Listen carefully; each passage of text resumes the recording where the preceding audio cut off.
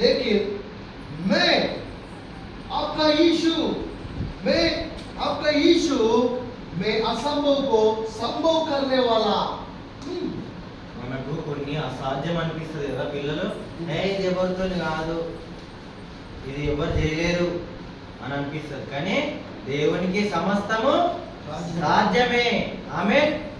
దేవునికి సమస్తము సాధ్యమే. అందరూ చెప్పండి, దేవునికి సమస్తము సాధ్యమే.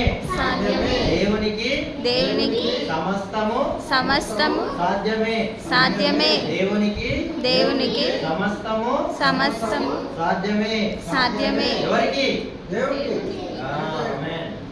मैं वो दिल्ली में था 2008 में क्या बोलते 2008 2008 हाँ 2008 का साल में मैं दिल्ली में था. वो उस समय में मेरे हिंदी नहीं आते, इंग्लिश भी नहीं आते. वो जब मैं उधर गया, उधर जाने के बाद हिंदी सीखा, इंग्लिश भी सीखा. నేను పిల్లలు, నేను అంటే నేను కాదు, కుమార్ అన్న 2008 సంవత్సరంలో 2008 ఇయర్లో ఎక్కడ వెళ్ళిండు? డిగ్రీ. ఇండియా రాజధాని ఏది? ఢిల్లీకి వెళ్ళిండు. రాజధానికి పోయి ఏం చేయలేమైండు? ఏం చేయలేమైండు అన్న ఢిల్లీ? బైబుల్ కాలేజ్కి వెళ్ళాడు పిల్లలు. ఎవరు? అన్న పేరు ఏం పేరు? గట్టి చెప్పండి, అన్న పేరు ఏం పేరు? కుమార్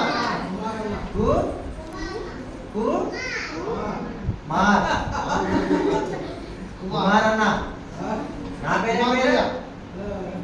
అనిల్ భయ్య. పాస్టర్ అన్న పేరు ఏం పేరు? James Raj uncle. ఓకేనా? సరే, అయితే 2008లో బైబుల్ కాలేజ్కి వెళ్ళినప్పుడు అన్నకు హిందీ రాదంట, ఇంగ్లీష్ రాదంట. మరి దేవుడే హిందీ నేర్పించుకోనికి తీసుకొని వెళ్ళాడు పిల్లలు ఢిల్లీకి కదా. అయితే ఢిల్లీకి వెళ్ళి అన్న ఏం నేర్చుకోండు? బైబుల్ క్లాస్లో దేవుడి గురించి నేర్చుకోండు, బయటికి వచ్చి హిందీ నేర్చుకోండు. ఆమె समय में मेरा सार आके ये मेमोरी वर्ड्स पढ़ाओ, ये सिखाओ ऐसा बोले तो मैं सोचा ये मेरे को नहीं आते. सोच के ऐसा मेरा रूम पे जाके ऐसा बैठा.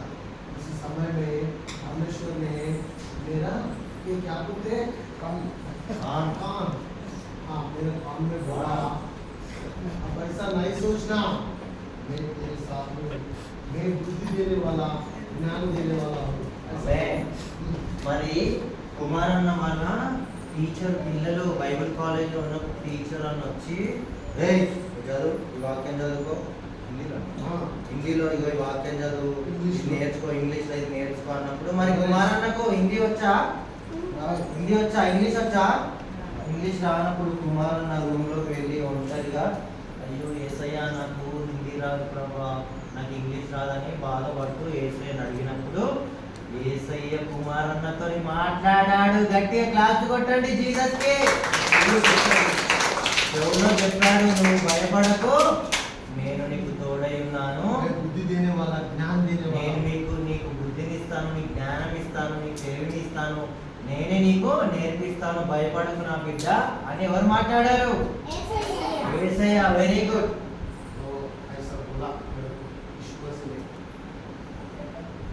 అలా చెప్పాడు అనమాట దేవుడు కుమారన్నతోని. సో आपका जीवन में भी ऐसा प्रॉब्लम्स आए तो మీ జీవితంలో కూడా ఎలాంటి సమస్యలు ఉంటే, ఇలాంటి ప్రాబ్లమ్స్ ఉంటే परमेश्वर हृदय में रहे तो आप परमेश्वर का सन्निधान में आनंद में रहे तो आपको भी ज्ञान और बुद्धि और शक्ति और सामर्थ्य देता है. మీరు కూడా దేవుని మందిరంకి వచ్చి ప్రార్థన చేసినప్పుడు, యేసయ్యని అడిగినప్పుడు దేవుడు కూడా మీకు ఏమిస్తాడు పిల్లలు? మంచి బుద్ధి, జ్ఞానము, తెలివిని మనకి ఇస్తాడు. ఆమేన్. పైసలు కూడా ఇస్తాడు. आशीर्वाद देता है, ఆశీర్వాదాలు కూడా ఇస్తాడు, उद्धार देता है, रक्षण రక్షణ కూడా ఇస్తాడు, चंगा देता है, स्वस्थता। స్వస్థత కూడా ఇస్తాడు. कितना अच्छा परमेश्वर है हमारा यीशु। ఇంత మంచి యేసయ్య కదా పిల్లలు. మరి యేసయ్య గట్టి క్లాస్ కొడదామా?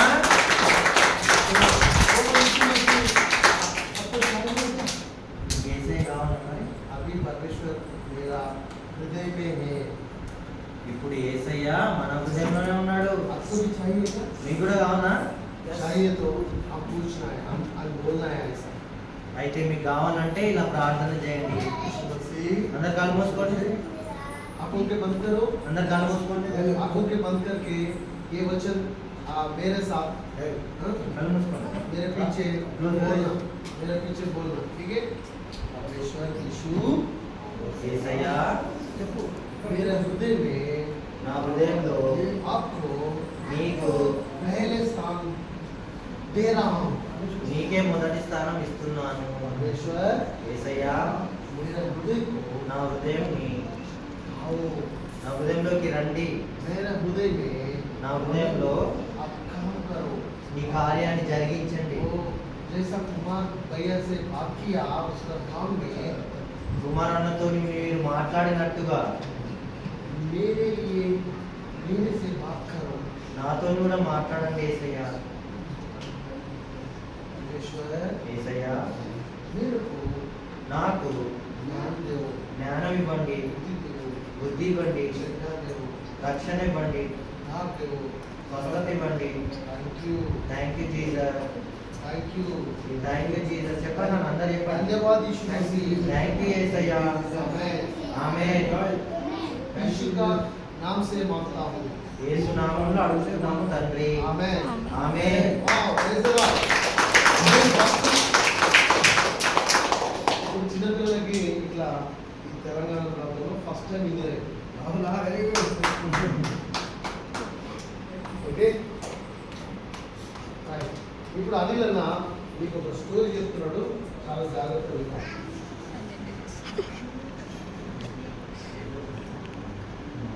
సరే, నాన్న, నేను ఇంకో చిన్న తెలుగు స్టోరీ చెప్తా, వింటారా? అక్కడ నుండి తీయాలి.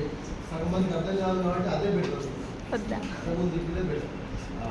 ఓకే,